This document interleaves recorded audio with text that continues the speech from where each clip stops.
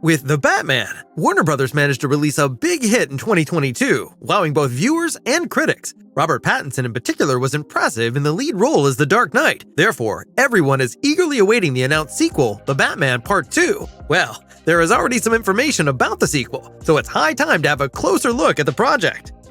Despite the change of management at DC and the entire reorientation in the film and series business, the plans for The Batman 2 have not been altered. Although this Batman will not be part of the new DCU, he will belong to the so-called Elseworlds. These are alternate stories that have no impact on the events of the DCU. For example, the Joker movies with Joaquin Phoenix also belong to the group of Elseworlds. So, we can expect that the creators will be able to fully dedicate themselves to the continuation of their idea from the prequel, without having to worry about the other movies in the franchise.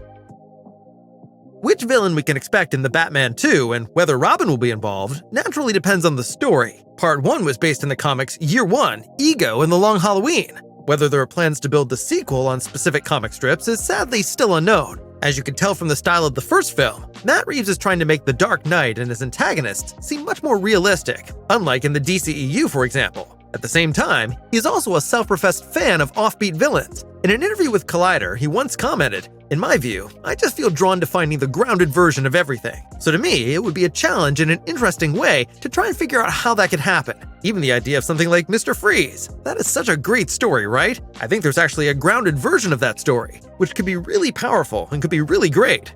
There are still a lot of questions regarding the exact plot. Robert Pattinson himself would like the Court of Owls or the Calendar Man as the bad guys. The court would actually not be that unlikely. It's a secret society that controls Gotham from the underground, very fitting for the crime and thriller feel of the prequel film.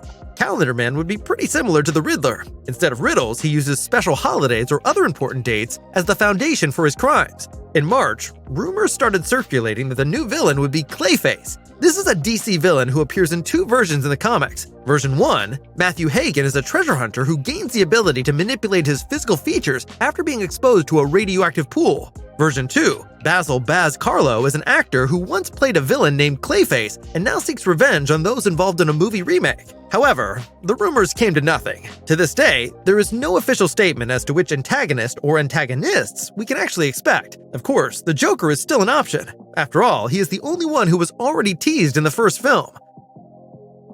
When it comes to the familiar cast of The Batman 2, there are few surprises to begin with. Of course, Robert Pattinson returns as Bruce Wayne. Many fans and critics were skeptical before Part 1 as to whether the former Twilight star could live up to the demands of a Batman. However, he eventually won everyone over. Batman's ally in the police, James Gordon, will again be played by Jeffrey Wright, and Andy Serkis will also be seen again as butler Alfred Pennyworth. Many would like to see Zoe Kravitz return as Catwoman, but there's still no word on whether she'll be reprising her role. The bad guy remains an exciting subject. The Joker made his first appearance in the finale of the first part, where he was portrayed by Barry Keoghan.